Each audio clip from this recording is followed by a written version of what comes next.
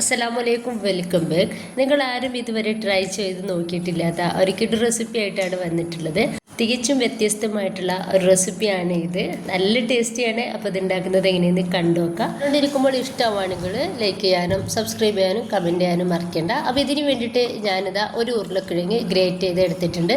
വെള്ളത്തിലിട്ട് കഴുകിയൊന്നും എടുത്തിട്ടില്ല കേട്ടോ. അപ്പോൾ ഇതാ ഇതിലോട്ട് ഒരു കപ്പ് റവ ഇട്ടെടുക്കുന്നുണ്ട്.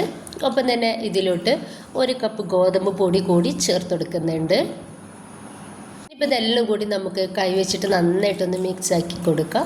ഈ ഒരു ഗോതമ്പ് പൊടിയും റവയും അതുപോലെ ഈ ഒരു ഉരുളക്കിഴങ്ങും എല്ലാം കൂടി നമുക്ക് ഒന്ന് മിക്സ് ആയിട്ട് കിട്ടണം. ഇപ്പോൾ ഇത് നന്നായിട്ട് മിക്സ് ആക്കി എടുത്തിട്ടുണ്ട്.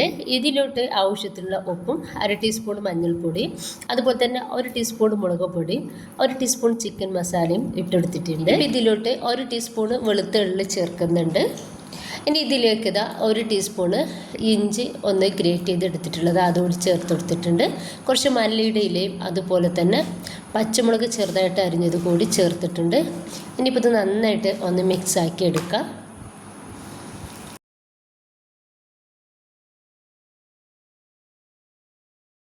ഇനിയിപ്പോൾ ഞാൻ 1 കപ്പ് വെള്ളമാണ് എടുത്തിട്ടുള്ളത്. ആ ഒരു വെള്ളം മൊത്തത്തിലായിട്ട് ഇതിലോട്ട് ഒഴിച്ചെടുത്തിട്ട് നന്നായിട്ടൊന്ന് മിക്സ് ആക്കി എടുക്കുന്നുണ്ട്.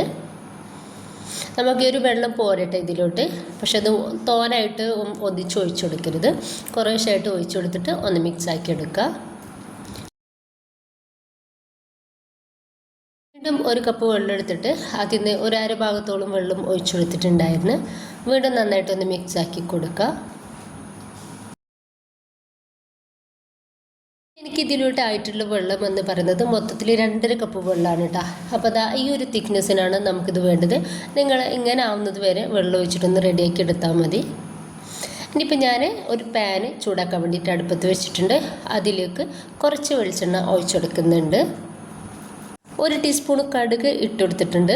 കടുകൊന്ന് പൊട്ടി വന്നതിൻ്റെ ശേഷം നമുക്കിതിലോട്ട് 1 ടീസ്പൂൺ ചെറിയ ജീരകം കൂടി ഇതിലേക്ക് ചേർത്ത് കൊടുക്കാം. ഒരു ജീരകം നന്നായിട്ടൊരു കളർ മാറ്റം വരുന്നത് വരെ നമുക്ക് ഇതൊന്ന് എണ്ണയിലിട്ട് ഒന്ന് റെഡിയാക്കി എടുക്കുക. അതിൻ്റെ ശേഷം നമ്മൾ റെഡിയാക്കി വെച്ചിട്ടുള്ള ആ ഒരു മാവ് മൊത്തത്തിലായിട്ട് ഇതിലേക്ക് ഒഴിച്ചു കൊടുക്കുക. വേഗത്തിൽ തന്നെ നമുക്കിതൊന്ന് മിക്സാക്കി കൊടുക്കണം. ഇത് വേഗത്തിൽ റെഡിയായിട്ട് കിട്ടും. അപ്പോൾ നമ്മളിത് ചെറിയ തീയിലിട്ടിട്ട് ഇതുപോലെ ഒന്ന് മിക്സാക്കി കൊടുത്താലാണ് എല്ലായിടത്തും നമുക്കിത് നന്നായിട്ടൊന്ന് വേവായിട്ട് കിട്ടുള്ളൂ. ഇത് നമ്മൾ തീയൊക്കെ ഹൈ ഫ്ലെയിമിലോ മീഡിയം ഫ്ലെയിമിലൊക്കെ ഇടുകയാണെന്നുണ്ടെങ്കിൽ വേഗത്തിൽ വെള്ളം ഒന്ന് വറ്റി കിട്ടും. പക്ഷേ ഇത് മൊത്തത്തിലായിട്ട് വേവാവില്ല കേട്ടോ. അപ്പോൾ അതാ പറഞ്ഞത്, കുറേശ്ശെ ചെറിയ തീയിലിട്ടിട്ട് ഒന്ന് മിക്സ് ആക്കിയിട്ട് നമുക്ക് റെഡിയാക്കി എടുക്കാം. ഇപ്പോൾ കണ്ടില്ലേ, ഉൾഭാഗമൊക്കെ നമുക്കിത് വേവായിട്ടില്ല, അടിഭാഗമൊക്കെ വേവായിട്ടുണ്ട്. അപ്പോൾ എല്ലായിടത്തും ഈക്വലായിട്ട് തന്നെ ഒന്ന് വേവാക്കി എടുക്കണം. അപ്പോൾ അതുവരെ നമുക്ക് ചെറിയ തീയിലിട്ടിട്ട് ഒന്ന് മിക്സ് ആക്കി എടുക്കാം. ഇപ്പോൾ ഇതാ ഇത് ഏകദേശം വേവായിട്ട് കിട്ടിയിട്ടുണ്ട്. എന്നാലും ചില ഭാഗത്തൊക്കെ നമുക്കൊന്നുകൂടി ഇത് വേവാവാനുണ്ട് കേട്ടോ. അപ്പോൾ നന്നായിട്ട് നമുക്ക് വേവാക്കി എടുക്കാം. 1-2 മിനിറ്റ് ആകുമ്പോഴേക്കും ഇതൊന്ന് റെഡിയായിട്ട് കിട്ടിക്കോളും. അതുപോലെ ഒന്ന് പരത്തി വെച്ച് കൊടുത്താൽ മതി. അപ്പോൾ വേഗത്തിൽ റെഡി ആയിക്കോളും. ഇപ്പോൾ ഇതാ ഇതൊന്ന് റെഡി ആയിട്ടുണ്ട്. എല്ലായിടത്തും ഈക്വലായിട്ട് തന്നെ വെന്ത് കിട്ടിയിട്ടുണ്ട്. അതിനിപ്പോൾ ഞാനിതാ ഇതുപോലെ ഒരു പാത്രം എടുത്തിട്ട്, ഇതൊരു കേക്കിൻ്റെ മോൾഡാണ് കേട്ടോ, അതിലേക്ക് ബട്ടർ പേപ്പർ ഒന്ന് ഗ്രീസാക്കി വെച്ച് കൊടുത്തിട്ടുണ്ട്. നമുക്കിത് പ്ലേറ്റിലും ഇതുപോലെ തന്നെ ചെയ്തെടുക്കാവുന്നതാണ്. പ്ലേറ്റിൽ കുറച്ച് ഓയിലോ നെയ്യോ എന്തെങ്കിലും തടവി കൊടുത്തിട്ട് അതിലേക്ക് വെച്ച് കൊടുക്കുക. അപ്പോൾ ഞാൻ കുറേശ്ശായിട്ട് ഇതുപോലെ ഇട്ടെടുത്തിട്ട് ഒന്ന് ലെവൽ ചെയ്തെടുക്കുന്നുണ്ട്. മൊത്തത്തിലായിട്ട് ഇട്ടെടുത്തിട്ട് അല്ലട്ട റെഡിയാക്കി എടുക്കുന്നത്.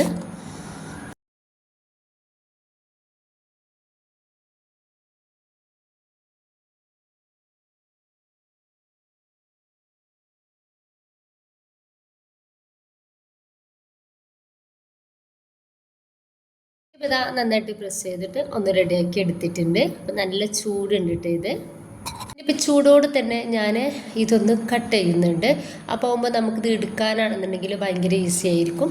ചൂടാറി കഴിഞ്ഞതിൻ്റെ ശേഷം എടുക്കാൻ വേഗത്തിൽ എടുക്കാൻ വേണ്ടിയിട്ട് പറ്റൂട്ടോ. അപ്പോൾ അതിന് വേണ്ടിയിട്ടാണ്. നിങ്ങൾക്ക് എത്ര വലുപ്പത്തിനാണ് ഇത് വേണ്ടത് എന്നുണ്ടെങ്കിൽ അതുപോലെ കട്ട് ചെയ്തിട്ട് എടുക്കാവുന്നതാണ്.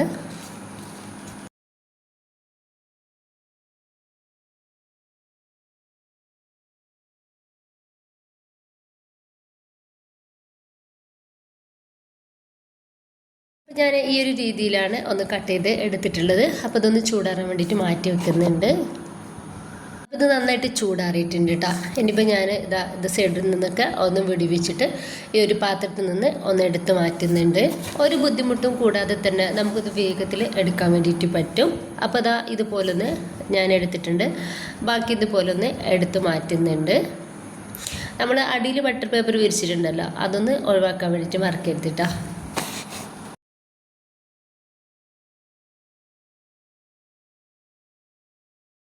ഇത് മുഴുവനായിട്ട് തന്നെ ഞാൻ എടുത്തിട്ടുണ്ട്. ഇനിയിപ്പോൾ നമ്മൾ ചെറുതായിട്ട് ഇതൊന്ന് ഫ്രൈ ചെയ്തെടുക്കുന്നുണ്ട് കേട്ടോ. ഇപ്പം നിങ്ങൾക്ക് ഡീപ് ഫ്രൈ ചെയ്തിട്ട് എടുക്കാമെന്നുണ്ടെങ്കിൽ അങ്ങനെ ചെയ്യാവുന്നതാണ്. ഞാനിപ്പോൾ ഈ പാനിലേക്ക് കുറച്ച് വെളിച്ചെണ്ണ ഒഴിച്ചെടുത്തിട്ട് ഷാലോ ഫ്രൈ ചെയ്തെടുക്കുകയാണ് ചെയ്യുന്നത്. അപ്പോൾ നിങ്ങൾക്കിത് ഡീപ് ഫ്രൈ ചെയ്തെടുക്കാമെന്നുണ്ടെങ്കിൽ അങ്ങനെയും ചെയ്യാവുന്നതാണ്. ഇനിയിപ്പോൾ നമുക്ക് ഓരോതായിട്ട് ഒരു പാനിലേക്ക് വെച്ചെടുത്തിട്ട് ഒന്ന് റെഡിയാക്കി എടുക്കുക.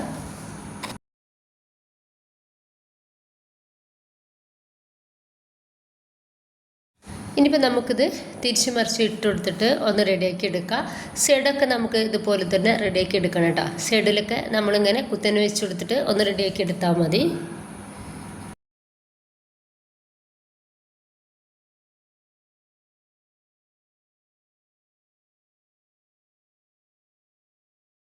ഇപ്പം ഞാൻ എല്ലായിടത്തും ഇതൊന്ന് ഫ്രൈ ചെയ്ത് എടുത്തിട്ടുണ്ട് കേട്ടോ. സൈഡൊക്കെ ഇതുപോലെ ഒന്ന് വെച്ച് കൊടുത്തിട്ട് തന്നെ ഒന്ന് റെഡിയാക്കി എടുത്തിട്ടുണ്ട്.